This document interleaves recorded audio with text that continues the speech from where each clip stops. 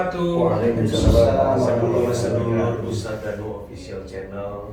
Kemudian dari Pak Haji Hasan juga, Haji Hasan Distrik BFC. Alhamdulillah kita bisa kumpul lagi di tempatnya Pak Ustadz nih di klinik. Alhamdulillah. Udah lama sih di sini. Ustadz Hasan juga ya? Sama. Kalau kesini udah lama, tapi di Sirkol baru minggu kemarin ketemu. Kalau di sini sama-sama udah lama. Sempat tidur dulu 2 bulan. Covid. Alhamdulillah sekarang udah sehat ya. Iya, tinggal sisa-sisanya ya. Sisa-sisa. Mungkin ini harus banyak istighfar aja. Itu dia. Bener Ustaz. Memang di kondisi seperti ini, apapun itu kita harus lebih mendekatkan diri kepada Allah. Betul. Tidak hanya dalam urusan pekerjaan yang memang itu juga ibadah, tapi ibadah yang sebenarnya mungkin orang mau pergi haji, ya, mau umroh, mau berangkat ke sana juga sekarang prosesnya lebih ketat ya Ustaz ya.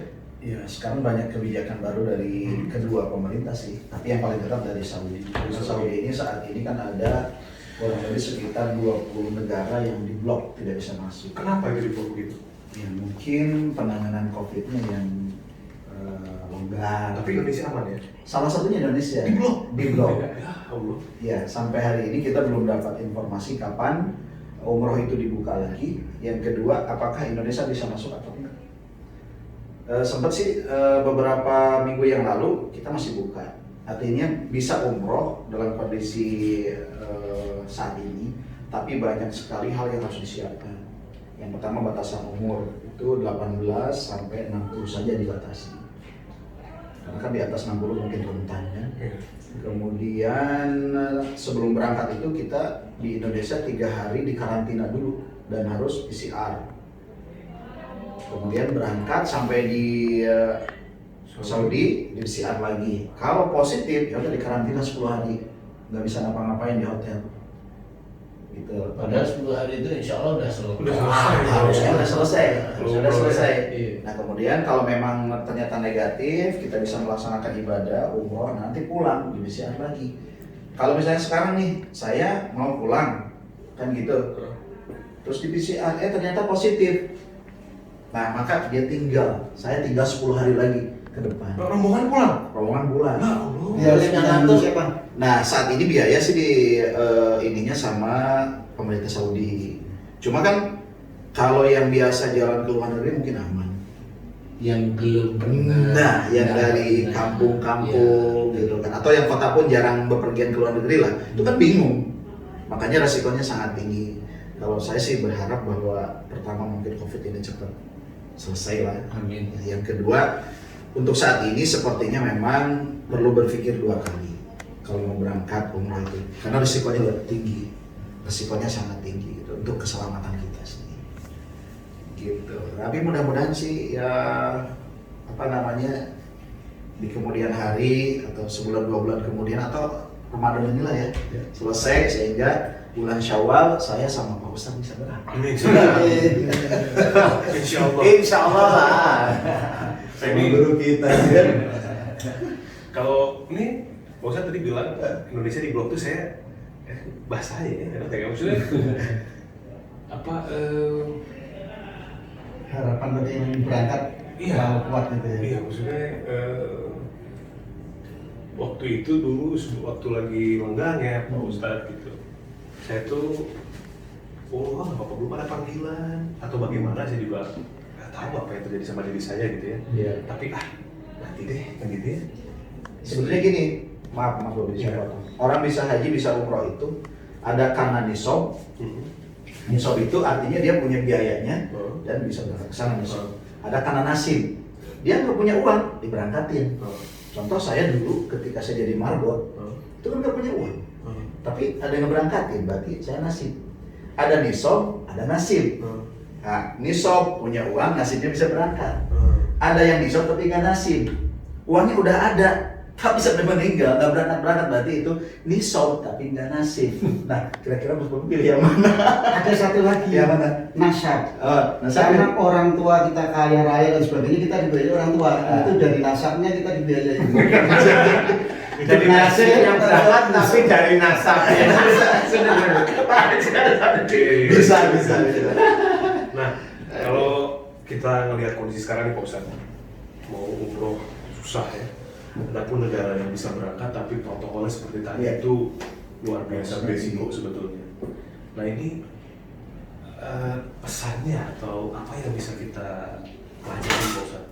Apa ini kan kalau misalkan orang beribadah ke tanah suci itu kan ada bahasa lebih dekat dengan Allah gitu ya, lebih dekat kita ke Baitullah. Nah sebetulnya gimana nih Pak Ustadz dengan kondisi seperti itu? Sebetulnya ada pesan apa sih sebetulnya? Pesannya itu cuma ngeri-ngeri sedap gitu ya. Sebenarnya kalau kita sendiri sebagai seorang pendakwah itu harusnya tahu lah. Nanti suatu ketika kalau udah mendekati akhir zaman itu, Baitullah itu sepi. Sekarang ini sepi. Apapun alasannya, yang penting sepinya itu Ustadz. Nah, semuanya itu beralasan menurut saya. Semuanya Semuanya dari skenario ini bisa jadi ya, betul bagian Pak dari Haji, skenario. betul Pak Haji Hasan. Jadi ini tetap bagian skenario Allah. Allah. Jadi sepinya ini jangan nyalahkan COVID. Ini skenario Allah. Dengan protokol seketat tadi orang kan jadi berpikir ulang. Semuanya orang akan berdampak berpikir seperti itu. Walaupun itu orang Arab sendiri yang memang akan berpikir seperti itu. Dan orang Arab sendiri juga yang memproses kedatangan umroh atau haji atau ibadah yang lain itu kan dia tetap menjaga jangan sampai nanti dia di sini menularkan COVID di negaranya. Itu normal aja, normal. Cuma inilah tanda dari Allah Ta'ala memang. Itulah sih itu tanda, bukan warning. Kalau warning nakutin ya. Kalau saya sempat mikir gini tuh, ketika Baitullah itu sepi, saya mikir gini, emang orang-orang udah sibuk dengan duniawi jadi nggak mau ke sana. Tapi melihat orang sebanyak itu, kayaknya nggak mungkin ya nggak ada orang. Apapun tujuannya ya, mau sekedar nginep atau belanja kan banyak yang begitu tuh. Tapi benar, alasannya sumber rasional karena Iya, jadi kosong. iya semua. Karena kalau misalkan nggak ada alasan itu, nggak mungkin sepi. Pasti orang apapun alasannya tadi ya bos. Apapun alasannya Apa itu sih memang alasannya? sudah skenario Allah Ta'ala. Satu sisi COVID itu dimunculkan di muka bumi ini memang Allah itu masih, menurut saya Allah masih sayang kepada umat manusia semua, yang muslim maupun yang belum muslim ya. Itu sayang agar kembali ke jalan Allah, karena yang bisa menjawab itu memang Islam. Jadi kalau keilmuan memang nggak ada, keilmuan itu hanya meredakan aja. Kenyataannya banyak di antara kita yang dekat-dekat dengan orang yang dia dekat, hari ini dekat, kemana-mana dekat, yang satu di swab positif, yang dekat ini di swab negatif, gimana coba? Dari itu aja orang harus berpikir bahwa memang yang menjalankan virus Corona atau COVID-19 ini memang Allah, bukan virus itu jalan-jalan kayak mau dugem aja kan gitu, nggak bisa seperti itu gitu loh. Jadi betul-betul Allah ya, atas izin Allah. Makanya di sini kita harus memahami inilah, kalau kita itu melihat ini petunjuk, ini memang petunjuk yang harus kita persiapkan semuanya. Ya contohnya kayak Ustaz Asep ini kan wirawiri umroh, haji dan sebagainya, itu kan pasti sudah sangat mendengar bahwa di Arab sudah mulai hijau. Nah, di Arab sudah mulai hijau itu kan, kalau orang itu kan hanya Masya Allah, Tabarakallah, boleh nggak apa-apa, tapi pesan Allah itu apa? Itu pesannya ini loh yang harus kita itu pahami.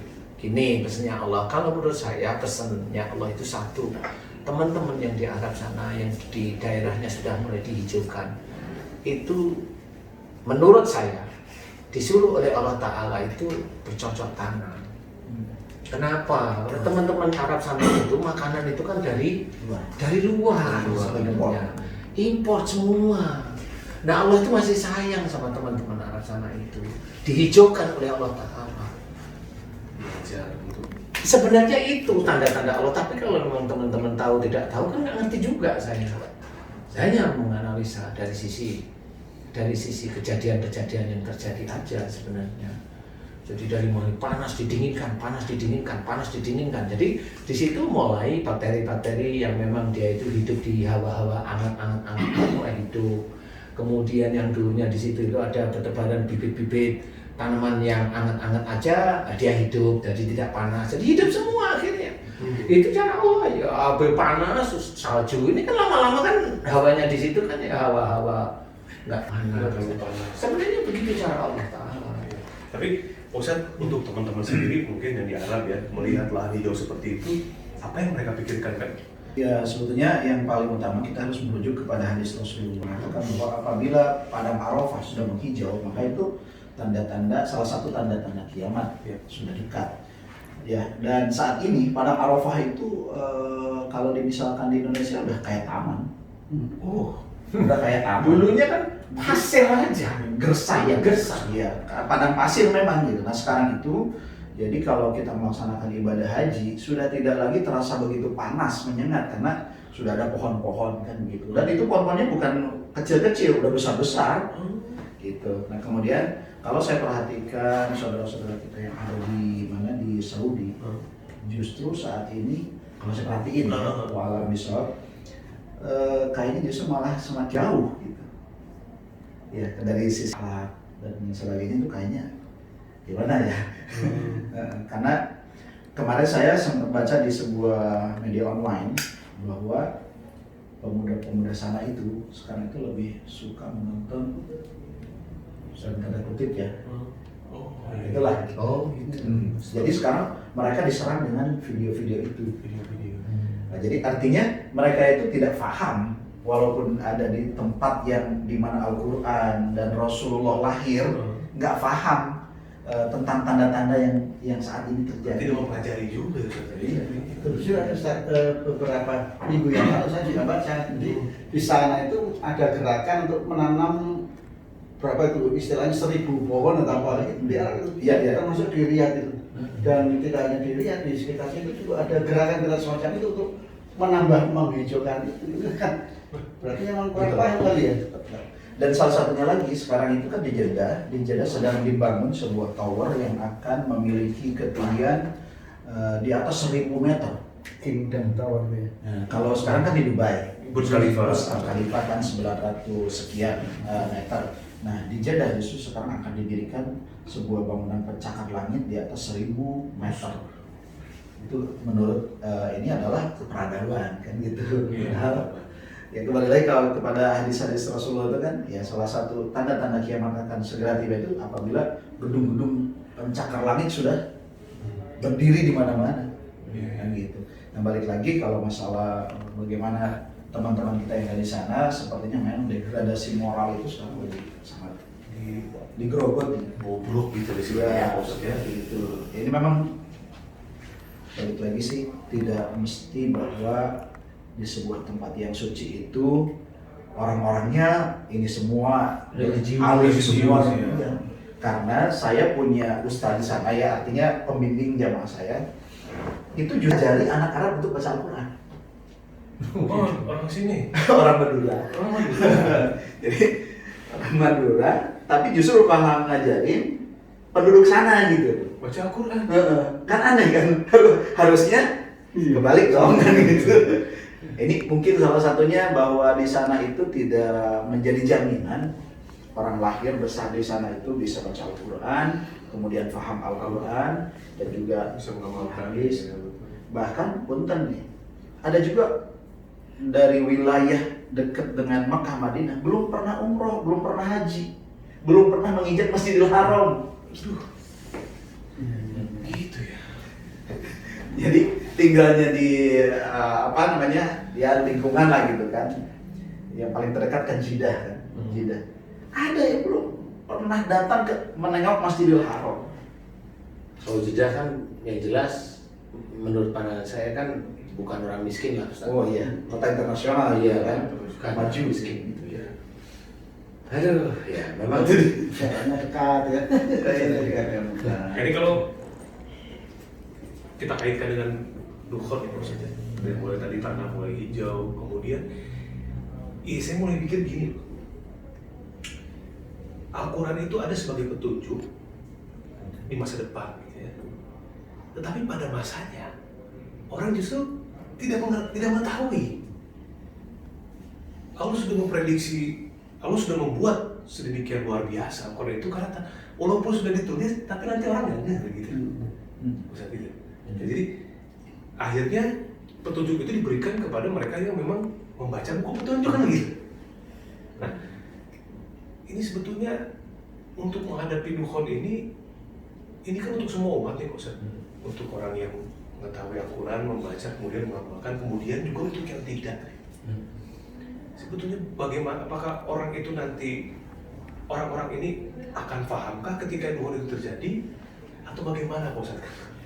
Ini gimana ya Pak Ustaz? Kayaknya kalau saya mengamati selama ini memang orang jarang paham tuh. Jarang paham. Ada zaman tuh kayaknya orang jarang paham. Termasuk orang yang beriman sekalipun? Ya, karena akhir zaman itu menurut beliau itu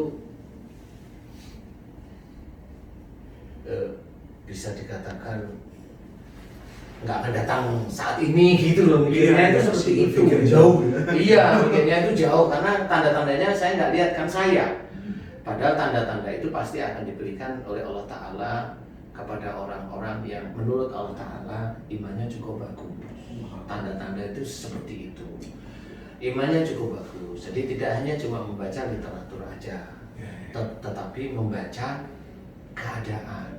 Jadi orang yang kelihatannya dia itu Islam, tetapi dia katanya Tuhannya Allah, tetapi kenyataan aplikasi sehari-hari Tuhannya banyak.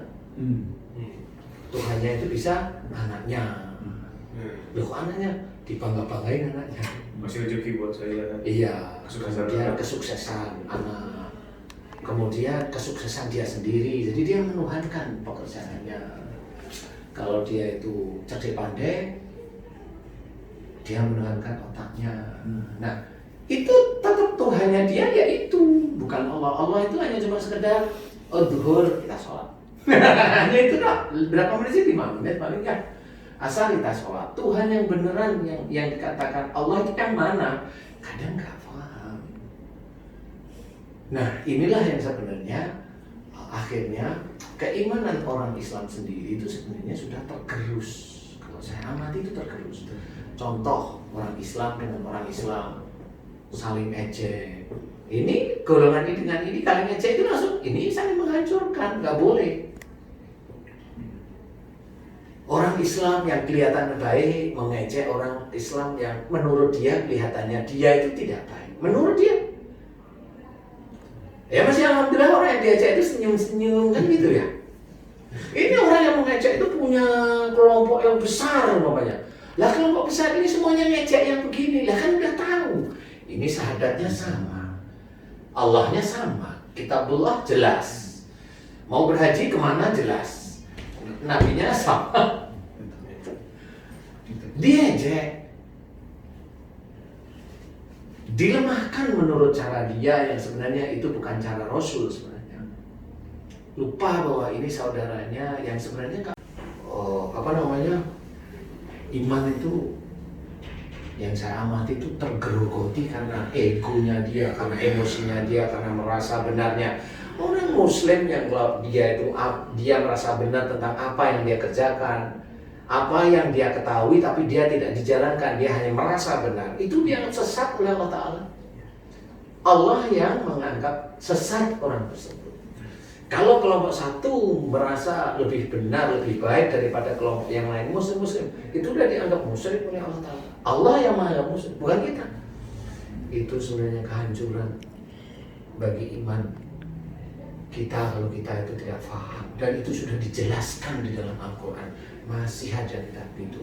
Nah, yang menyuruh orang lain itu ngobok-ngobok saudaranya sendiri siapa?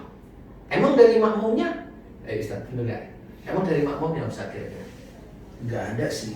Biasanya dari Imamnya ya. Ya, tapi terkadang ada juga memang Ustaz, ada sentilan-sentilan gitu kan. Biasanya jamaah itu memperbandingkan dulu tuh.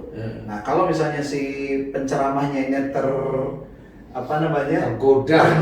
nah keluarlah akhirnya, jadilah gibah kan gitu. Iya. Nah itu yang bahaya memang. betul. Ketika seorang penceramah itu nggak mampu menjaga emosi, ketika diperbandingkan dengan ini langsung keluar, wah gitu. Karena irinya, loh dia walaupun seseorang itu walaupun penceramah loh dia masih punya iri kok. Dia masih ingin dihormati, paling tidak di lingkungan jamaahnya. Dia ingin dilihat seperti ini. Nah, kalau dia ingin dilihat ya dia pasti rusak terus, dia nggak akan mendapatkan hidayah sebenarnya. Hidayah itu tidak melalui seperti itu. Pandainya dia itu mensitir ilmu, enggak. Akhirnya dia hanya hafal ilmunya, tapi aplikasinya dia nggak ngerti. Sehingga semuanya dilabrak aja lah, bubar semuanya. Nah inilah pengkeroposan iman. Dan itulah tanda bahwa ini akhir zaman sudah sangat dekat. Istilahnya kalau di dalam hadis riwayat Bukhari Muslim itu diceritakan bahwa fitnah itu sudah ada di halaman rumah kita. Oh iya. Halaman rumah itu maksudnya ya seiman itu sudah saling fitnah. Benar. Nah disinilah kita harus paham, lebih berpikir lebih tinggi lagi. Nah kan udah mulai, yuk kita persiapkan semuanya. Bagaimana kita itu mempersiapkan nanti di akhir zaman? Ini sudah mulai jelas kok. Malah kalau momennya saya, ini cerita benar, tapi bukan dari saya. Ini cerita dari teman saya, Ustaz. Temen ini temen. Temen nih. Nama teman saya, insya Allah ya, namanya si Surya. Tanya sama saya, Ustaz, ya, kok saya dengar. Nah ini teman saya itu teman Muslim, tetapi saya nggak tahu persis dia punya ilmu.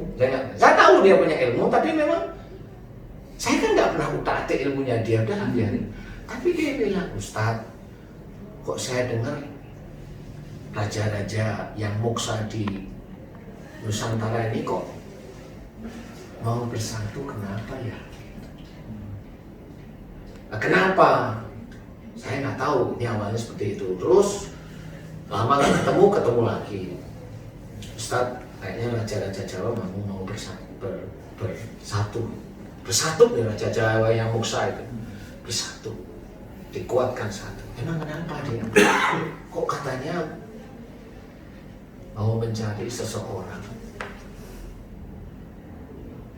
yang menurut para raja-raja yang muksa itu, orang itulah yang nanti akan menjadi unggulan di akhir zaman. Nah kan bingung saya. Saya nggak tahu, saya nggak ngerti jawaban seperti itu. Siapa orang itu? Mereka masih mencari. Kenapa? Karena orang itu sudah ada. Cuma ini masih mencari. Karena keterbatasan raja-raja yang muksa itu untuk mendapatkan orang itu. Karena beda alam gitu maksudnya. Beda alam bisa, beda ilmu juga bisa. Saya nggak tahu persis lah yang itu. Cuma beliau selalu cerita gitu. Dan yang jelas yang lucu bagi saya adalah, nah, kamu kok tahu? Saya diajak. Nah, kamu diajak gimana? Saya dihilangkan, Ustaz. Bener kan nih? Insya Allah menurut saya begitu. Dihilangkan, diajak ke ranah mereka.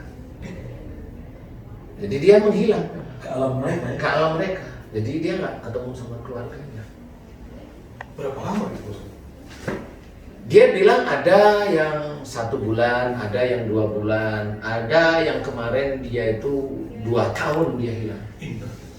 Sebelum mau daftar. Jangan dicari bagian. Tapi waktu alam saya itu juga sama 2 tahun atau berapa atau lebih cepat atau lebih Dia nggak tahu pulang-pulang HP-nya jeblok gitu aja, hancur aja. Karena waktu mau pergi katanya dicas, jadi nggak ada yang nyentuh. masih Hancur. ada di situ Masih hancur. Mungkin over Ya kali ya, saya nggak ngerti juga. Dia hanya ngomong begitu.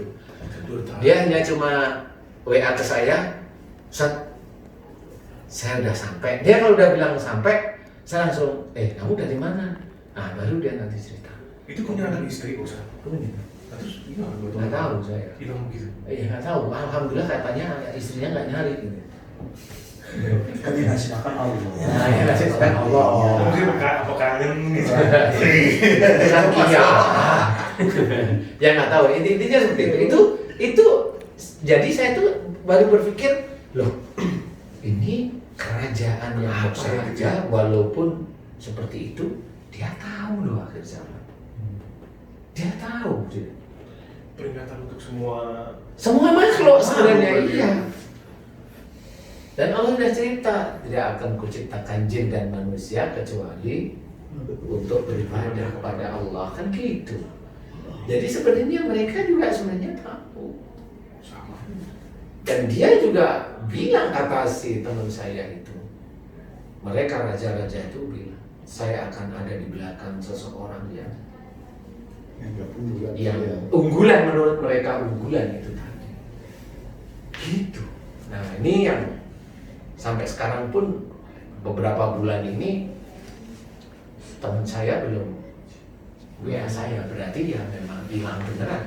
Oh saya coba lihat statusnya itu, di titik dia hilang itu dia sebelumnya minta restu.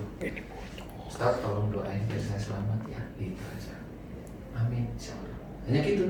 Saya kan tahu jam berapa. Habis itu ya di WA-nya itulah sampai sekarang masih tanggalnya, jamnya masih. Kalau dia bohong, menurut saya dia bukan tipe pembohong. Gitu. Nah disinilah saya juga nggak ngerti kok mereka yang di kerajaan itu menyatu. Saya diceritain sih, biasanya kan Jawa Barat sama Jawa Tengah atau Jawa Timur kan nggak cocok lah. Dulu ada pemberontak, ada perang. Ini yang saya tanya, kamu di Jawa Timur ketemu siapa? Ketemu Prabu Brawijaya. Terus kalau di Jawa Barat ketemu, tapi dia nggak ketemu yang namanya siapa itu, Prabu Siliwangi nggak ketemu, tapi ketemu sama atasan-atasan ya yang di Galuh Pakuan gitu. Oh gitu ya. Terus mereka menyatu sekarang.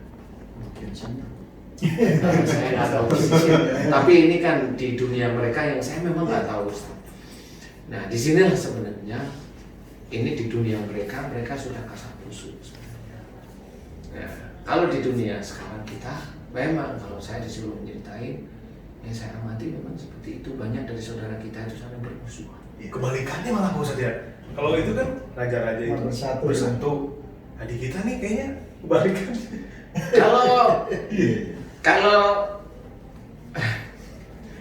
Kalau memang kita itu kan langsung masuk menuju ke arah Qur'annya sama hadisnya, kan itu manusianya ditulis di situ. Oh iya. Jadi apa yang terjadi di manusia ya seperti itu, dan itu mengarah pada akhir zaman. Kalau persoalan dunia jin kan nggak pernah, karena nabinya kan satu, Muhammad. Jadi nggak ada nabi jin, itu nggak ada. Jadi kalau orang berpikir bahwa di Mars ada penghuninya, ada makhluk kayak manusia kayak kita di planet lain, saya jawab mulai hari ini, tidak ada penghuni kayak kita seperti manusia. Jawaban saya, kenapa yakin? Yakin, karena nabi itu di dunia, hanya di dunia, nggak ada di planet lain. Kalau ada planet lain mirip manusia, berarti ada kitab lain di sana dan nabinya ada 2 atau ada berapa? Makanya saya nggak ada. Saya yakin insya Allah Allah menurunkan salah satu atau nabi itu ada di muka bumi ini ya, di dunia inilah ada manusia. Kalau di planet lain itu jin semuanya. UFO itu jin. Jin UFO itu di sana negara barat itu orang yang memainkan otak itu tinggi, apa namanya, teknologi tinggi. Pasti jinnya jin UFO, jin yang teknologi. Yang pernah kita bahas gitu maksudnya. Ya, tapi kalau di Indonesia hobinya itu nyantetin orang, jinnya gendruwo, kuntilanak, pocong dan sebagainya.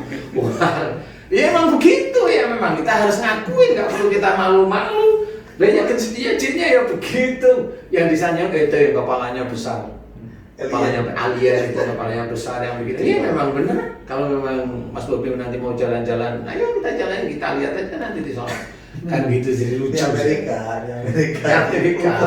Ya gitu. Nah itu menurut saya itulah yang menjadi pertanda. Kemudian suara gemuruh yang gede banget terus itu. Ya kali itu Berapa kali terjadi ya? Bunyi-bunyi bulan-bulan kemarin makin sering. Terakhir saya ketemu Ustadz Hilman tuh di lift mau ke atas lantai 2 tuh, beliau semalam tuh dentuman lagi cerita lah sedikit sampai situ tuh. Iya, memang dentuman itu ada terus sampai kapan wallahu a'lam. Tapi yang jelas itu dicoba direalisasikan oleh teman-teman kita yang ada, saya tidak tahu apa namanya, BMKG atau ya, mau mencoba direalisasikan biar orang itu tidak masuk ke ranah mistis. Boleh, silahkan boleh, tapi jangan nipu ya. Karena kalau dia mencoba merealisasikan tetapi itu bentukannya adalah analisa dan itu diyakini, itu nipu sudah. Gitu. Nah, harus hati-hati, dan dia, kalau dia nipu menjadi percaya, dan nipu akan ditulis oleh Allah Ta'ala seperti itu. Nah, inilah sebenarnya akhir zaman ini memang sesuatu yang Mengerikan.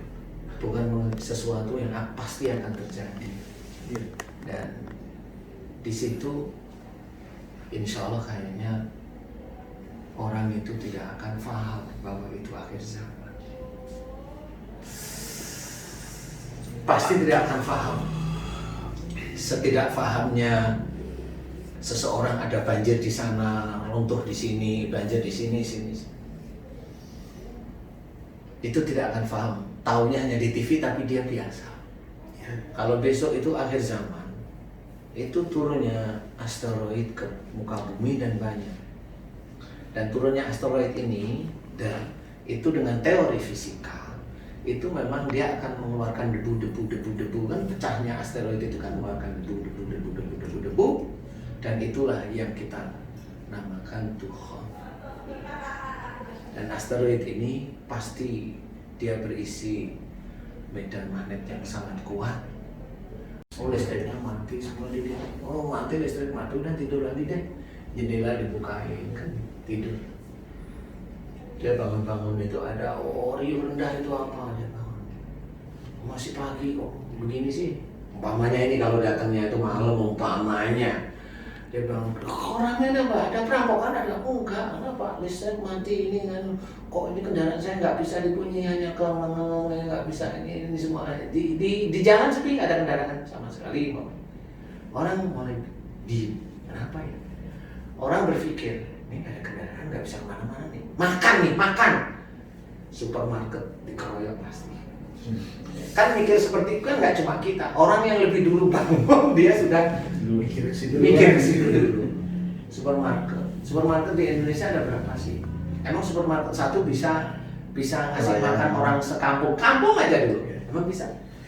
Nggak bisa. Selesai. Sehari, 2 hari, 3 hari bisa baru apa ini? Dulu kan apa ya? Kok gelap, matahari nggak pernah muncul ya? Nah, disinilah mulai berkecamuk di sini. Mulai saya 2 hari nggak makan, saya harus makan apa? Di Jakarta mau makan apa? Di Semarang mau makan apa? Di Jeddah mau makan apa? Mau makan apa sekarang? Kalau udah berhenti begitu. Mengambil uang ATM. Mau mengambil uang ATM mati. Nggak ada yang jualan juga. Nggak ada yang jualan juga. Nah, Di disinilah mulai ada chaos. Ada Itu. chaos, makan, dia punya anak kecil, anaknya nangis, ayah, lapar ya, ayah lapar. Itu yang harus kita pikirkan sebenarnya. Makanya kita harus berhati-hati. Tapi ada sesuatu yang lucu menurut saya. Saya ada cerita lucu dari teman saya. Saya sebenarnya sudah mengincar salah satu satu tempat. Saya mengincar tahu tempatnya, tahu lah saya. Teman saya itu ngomong, Ustaz, ya, kok itu raja-raja yang moksa itu bilang di tempat itu kok kewahyan ya? Gitu. Kewahyan, Pak Jasa kasih tahu ya, yang dirahmati. Itu Raja Jin itu ngomong seperti itu di tempat itu. Tempat mana? Raja yang Tempat. satu bos. Di situ. Tempat Raja Ramutu saya itu ngomong, karena itu kan lingkungan. Jadi dia pasti ada komunikasi dari spion-spionnya itu loh, apa namanya itu, intel-intelnya dia sebenarnya. Itu ngomong di daerah itu ada kewahyan. Kewahyan itu kalau kita orang Jawa itu dirahmati sebenarnya. Dan tempat itulah yang sebenarnya bagi saya mirip.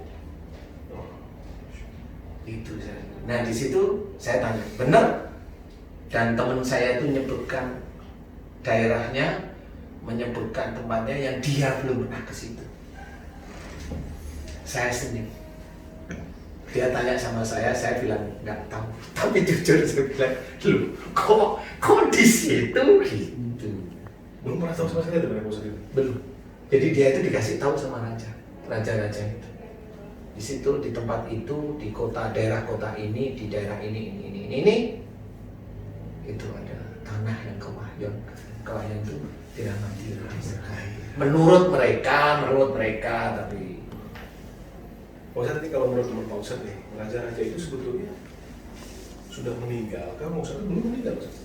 belum. Belum meninggal, berarti hidup tapi di alam lain gitu ya? Hidup di alamnya jin kali ya. Ya, jin. Saya juga nggak tahu. Gitu Banyak ya. kali seperti itu. Karena moksa itu kan ilmu tertingginya dari ilmu menghilang. Gitu. Ilmu tertingginya dari ilmu menghilang. Hilang, jadi nggak bisa balik lagi gitu. Saya Pak. baru mau nanya, Iya. moksa itu apa sih? Soalnya saya gitu. Moksa itu hilang sebenarnya. Tidak tampak. Terjawab, Iya. hilang. Jadi moksa itu hilang, Ustaz. Hilang. Jadi kalau ada tukang sulap atau tukang sihir yang di TV, saya bilang itu tukang sihir. Dia ada di kota, dikunci, kemudian dia ada di luar, nah, itu tukang sihir namanya. Bukan moksa ya. Oh bukan, dia hanya menyihir tubuhnya, ditutupi oleh sesuatu sehingga dia menghilang dalam waktu sekejap dan dia keluar dalam waktu sekejap. Itu ditutupi oleh jin ilmunya dia. Apapun dia bilang, kalau dia mendengar kata-kata saya di sini, senyum aja lah. Senyum aja lah. Saya tahu ilmunya seperti itu, walaupun saya nggak punya. Saya tahu ilmu yang begitu, ditutupi sama jin, dipegang sama jin. Saya tahu dipegang sama jin bisa, kasih selimut sama jin bisa. Hanya itu aja kuncinya. Dan saya tahu persis. Jadi saya nggak usah protes tahu. Itu tukang sulap, ya tukang sulap sama tukang sihir sama. Kalau saya gitu, sama aja nggak apa-apa. Tapi kan kamu bukan nyihir nyantet, kamu nyihir untuk show performance lah, boleh lah, silahkan nggak apa-apa. Itu bisa dapat uang, silahkan. Tapi saya cerita apa adanya. Kalau kita kan harus di sisi agama kita ya. Kalau memang dia ilmunya begitu ya nggak apa-apa sih. Oh itu yang dia sukain kan gitu. Sama seperti orang yang belum muslim, nah, dia suka begitu ya sudah biarin aja kan gitu aja.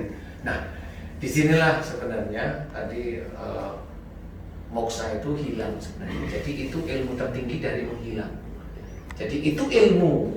Kalau orang tukang sulap atau tukang sihir itu menghilang karena dia hanya dipegang sama jin yang punya kemampuan menghilang, atau diselimuti oleh jin yang memang dia punya selimut untuk menghilang. Dan semua atribut jin itu tetap atas izin Allah. Harus pahami itu, atas izin Allah. Walaupun apa yang dikerjakan para jin belum tentu Allah ridho. Paham ya? Semua yang terjadi kayak maunya dia membaca, memuji Allah tapi kok bisa ngeluarin keris, kan banyak tuh di YouTube. Allah Akbar dapat keris, kan lucu. Yang keris itu dari mana? Kan gitu ya. Allah Akbar dapat tongkat naga momennya, umpama kan gitu ya. Nah itu dari jin. Nah berarti dia memuji Allahnya bukan lillahi ta'ala. Saya potong. Saya punya pertanyaan begini. Kan mungkin biasa juga pernah dengar ya, ada kiai-kiai yang katanya bisa nih hari Jumat nih, dia bisa Jumatan di Mekah gitu kan. Nah itu apa itu? Jin atau apa? Saya cerita itu nggak percaya dulu, Ustaz. Nomor satu nggak percaya dulu. Kalau saya percaya boleh, tapi saya nggak percaya dulu. Nomor satu adalah pada saat bersamaan hari Jumat orang harus sholat, dia masuk kamar, kemudian kita selesai sholat, dia keluar kamar udah dari muka, itu bohong. Saya bilang walaupun dia kiai, bohong. Karena apa? Waktunya nggak sama. Nonton TV. Iya, makanya saya bilang bohong ya. Oh iya. Waktunya kan nggak sama. Sini sana kan bisa 4 jam Jam. lebih lah ya, kurang lebih. Jadi harus difahami itu. Mungkin di kodok. Ya itu kan ada ilmu nih.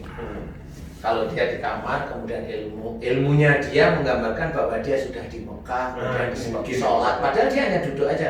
Dia kayak sholat ini, semua ini sudah keluar masjid, dia keluar kamar. Itu saya bilang bohong. Nah, berarti ilmunya dia bohong. Walaupun dia kiai, Saya bilang bohong karena apa? Waktunya beda. Tapi kalau mamanya dia itu pergi menghilang tapi ke Mekah, kemudian dia sholat di sana, boleh? Saya agak sedikit percaya, boleh? Boleh ya, saya agak sedikit percaya. Kapan berangkatnya? Hari ini. Terus habis itu kita selesai, dia pulang aja, ada di balik lemari, kemudian ada. Saya bilang lagi, bohong lagi. Karena di sana belum Jumatan.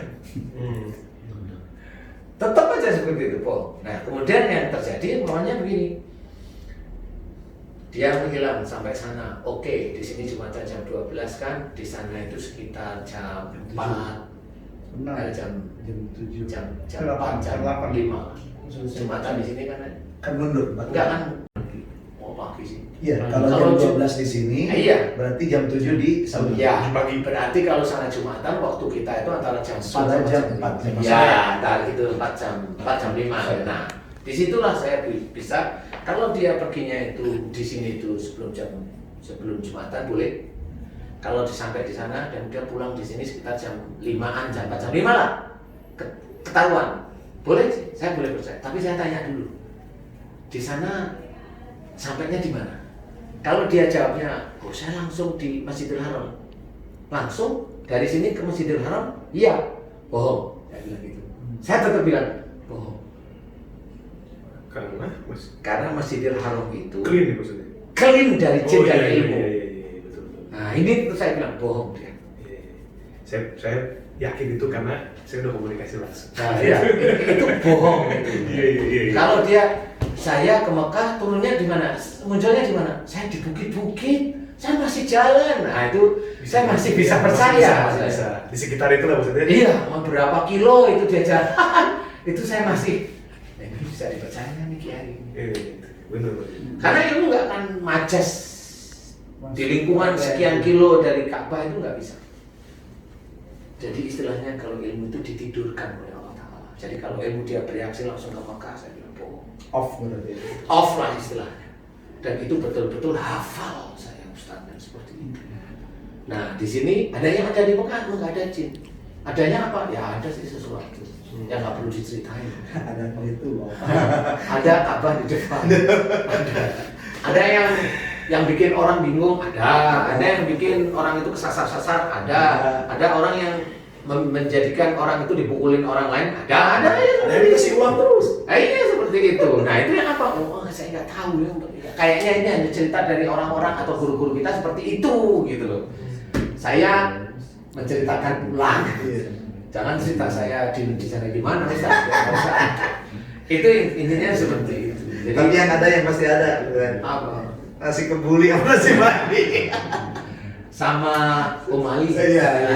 Umali ya, seperti itu ya. Nah itu Ustaz, jadi kalau memang ada kiai seperti itu, kita harus punya referensi untuk membedah istilahnya. Jadi kalau referensi itu dibedah, biar kita itu juga tidak kecolongan bahwa kita itu tidak tertipu.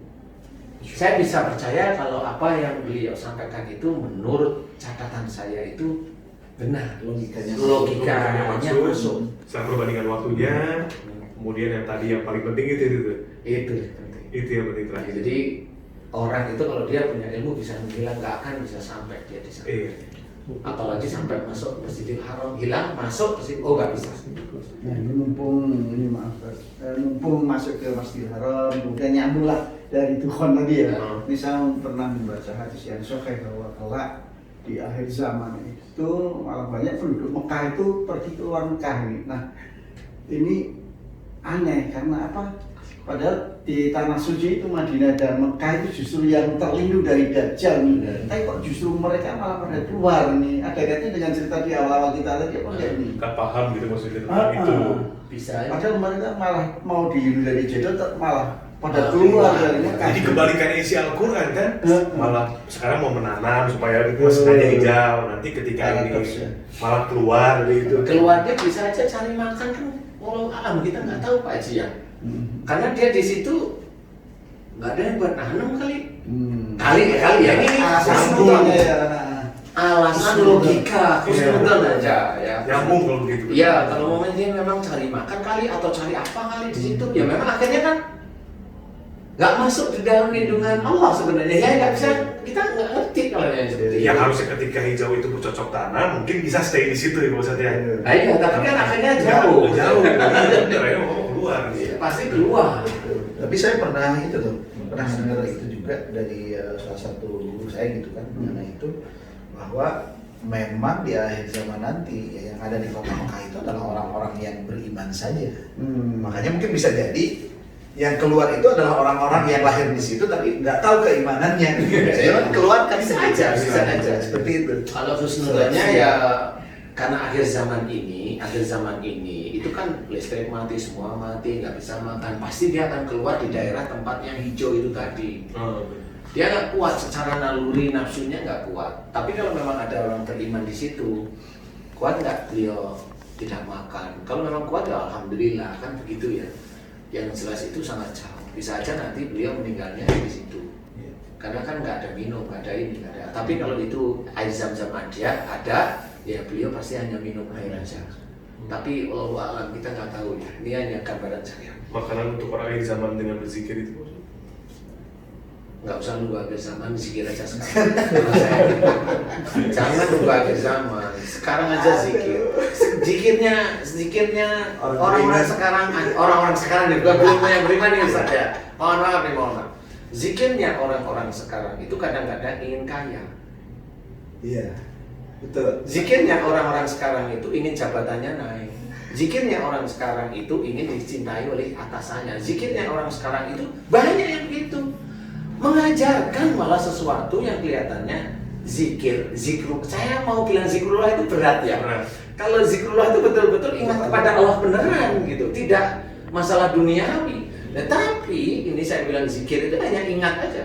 Ingat apa? Ingat kalimatnya aja. Tetapi diperuntukkan Dalamnya ya. bukan lillahi ta'ala tapi untuk duniawi lah. Kalau zikrullah itu harus. Nah, mulai sekarang ini mau hanya zikir betul-betul mohon ampun, ya mohon ampun aja. Umpamanya memuji Allah, ya memuji Allah. Nggak ada yang kita cari. Ikhtiarnya kan sudah jelas gitu loh. Jadi kita serahkan sama Allah Ta'ala. Nah, kebanyakan orang-orang mengajarkan itu zikir, membaca sesuatu itu untuk dunia. Supaya bayar utang. Bisa bayar utang. Kan lucu. Dapat anak. Ya berhutang. Dapat gebetan. Ada Ustaz. Yang utang dia, yang nyuruh utang bukan Allah Ta'ala, tapi dia nanti waktu nggak bisa bayar utang, mohonnya kepada Allah, boleh Bayarin utang. suruh bayar utang. Kemudian bisa aja sama Allah Ta'ala dilunasi, dengan cara Allah itu dilunasi. Nah, nanti setelah lunas, gaya dia. Saya zikir ini, habis itu saya bisa bayar utang. Lah, gaya lupa, dia ingat zikirnya, tapi lupa sama Allah. Zikir supaya masuk TV. Iya benar nih, penting banget. Jadi nanti jangan sampai orang berpikir bahwa nanti kalau biar kita kenyang kita zikir aja. Nah itu kan tujuannya berarti supaya kenyang perut kayak begitu. Padahal zikir lillahi ta'ala nanti Allah akan kasih petunjuk supaya dia Iya, suatu ikhtiarnya itu ikhtiarnya di situ. Jadi bukan lapar nih zikir. Kan begitu. Oke, ini takutnya begitu ya. Iya enggak. Astagfirullahaladzim datang. Gitu bosan. Emangnya di surga. Zikir bakal orang beriman. Ini balik ke pandemi tadi ya, ini tidak saja pandemi itu panjang sehingga sampai dukhon, sehingga kita nggak ada kesempatan untuk umroh lagi.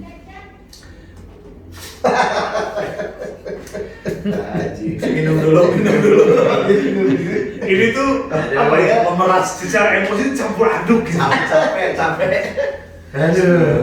Tapi untuk evaluasi subhanallah ini. Begitu guys, tuh sedulur beriman. Pertanyaan Pak Haji ini bagi saya itu sulit untuk saya jawab. Sulit sebenarnya karena ada beberapa hal yang gimana ya, saya berpikir apakah saya mau cerita sekarang, apakah saya itu mau cerita besok. Ya bisa diselesaikan besok. Tapi Pak Haji ini nakal nih pertanyaannya. Terus gimana mau umroh kalau pandemi terus gitu? Ya untuk pandemi ini memang kita harus belajar untuk mematuhi perintah mematuhi perintah negara kita ya, negara yang ikuti ini pakai masker dan sebagainya boleh lah ya. Kalau di sini nggak pakai ya alhamdulillah, dan insya Allah mudah-mudahan Sudah di swab semuanya iya, juga ini. kita akan belajar untuk bagaimana tidak kena secara hati ceritanya. Satu, tidak emosional, belajar untuk tidak emosional. Yang kedua adalah tidak sombong terhadap apa yang kita punyain. Kemudian tidak merasa pandai dengan apa ilmu yang dititipkan oleh Allah Ta'ala, belajar aja. Mudah-mudahan kita diselamatkan. Dan Pak Haji Hasan tadi memang cerita, kita di swab setiap minggu Pak Haji ya. Setiap minggu itu 3 hari sekali malah saya. 3 hari sekali Pak Haji Hasan, capek. Pantesan saya lihat Pak Haji Hasan itu, ini dari dia, hidupnya semakin lama bawah. Maaf Pak Haji. Atau begini, Pak Jason kenapa nggak masuk ini biar ngantor sakit ini. Kan lama-lama kalau orang udah terbiasa mungkin bisa naruh pulpen di sini kan. Udah kebiasaan itu kan. Jadi intinya adalah Aduh, ya kalau Allah. pandemi ini memang susah, memang saya sebenarnya beberapa tahun itu sekitar hampir 3-4 tahun ini saya berpikir ini hanya saya berpikir ini, jadi sebelum pandemi kayaknya agak sulit deh kita itu mau umroh aja ya. Kayaknya agak sulit besok itu. Jadi nanti kalau Allah mengizinkan ya saya mencoba dengan orang-orang dekat saya itu ya apa ya ya umroh yang agak takutnya nanti tidak dengan Baitullah. Itu 3-4 tahun yang kemarin. 4 tahun yang kemarin ya. Ya. Kemudian ada pandemi dan 1 tahunan ini udah berjalan. Kali ini ya yang saya pikirkan 3-4 tahun kemarin itu. Jadi saya sudah berpikir ke arah sana. Tapi mudah-mudahan nanti ada satu hal, satu titik, satu waktu atau periode tertentu kami diizinkan oleh Allah Ta'ala. Amin. Saya akan mencoba untuk meletakkan pada adik saya Ustaz Asep nanti untuk merekam beberapa orang yang memang mau umroh ya, tapi ya karena umrohnya di situ saya hanya takut tidak terima itulah aja. Ini yang dimaksud Ustaz, orang terdekat itu siapa aja nih? Ya. Orang terdekat aja lah. Saya bisa cerita. Orang terdekat aja. Orang yang bisa naik kuda kali ya. Orang yang bisa naik kuda kali, orang yang bisa naik Kalau sih kuda. biasanya kuda naik saya. Kalau gitu guys. Hah? Bukan. Ya kali orang yang bisa naik kuda. Orang yang bisa naik Itu kuda. udah ada? Itu. Udah besi mah itu. Motor. Paling tidak gitu Pak Jasan, jadi orang yang bisa naik kuda, gimana maksud saya? Kalau banget saya belum bisa cerita, banyak di Banyak. teman-teman, di saudara ini. Karena memang saya harus menyimpan. Ada yang boleh diceritakan, Ada ada yang perlu waktu. Iya, ada yang bisa saya ceritakan seperti ini, ada yang belum. Terus siapa temennya Ustadz yang Mas Surya itu sampai sekarang pun dia masih ada di dunia yang sana. Mungkin sekali kesempatan boleh kita. Nggak mau. Oh nggak mau. Saya langsung jawab nggak mau. Kalau di kamera nggak mau. Saya nggak mau. Saya nggak mau. Dan yang jelas teman saya bilang ada dari salah satunya yang dari daerah Palestina yang mokso, dan teman saya sudah ngobrol. Siapa dia? Bisa mas. Saya belum mau cerita. Tapi ada dari Palestina yang mokso, yang menghilang, yang menurut catatan bukunya ada pertama, habis itu titik itu dia tidak ada catatan kuburnya pun insya Allah nggak ada. Kayaknya Pak Jasa tahu kan? Insya Allah tahu. Tapi saya belum ngomong karena di situ dia ketemu dengan teman saya dan dia ngomong. Saya tidak tahu dia mau ngomong apa. Saudara-saudara beriman, ini cerita saya. Dari cerita kita sehari-hari sebagai seorang manusia yang mencoba muslim, mencoba takwa pada Allah Ta'ala, belajar terseok-seok, tersambung-sambung. Banyak fitnah kesana kemari mengikuti kita, tidak apa-apa, itu saudara kita, biarin aja.